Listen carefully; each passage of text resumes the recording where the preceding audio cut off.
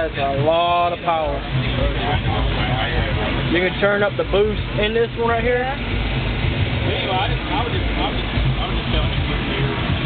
Any way you want. You can have up to maybe 2,000 horsepower more in this car.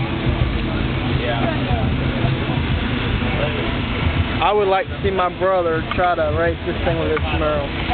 He won't keep up with it. I don't think so.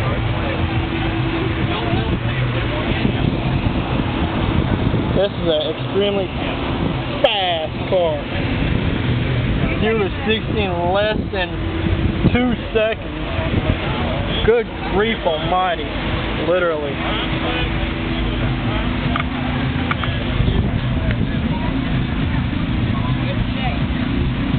This is a real drag car.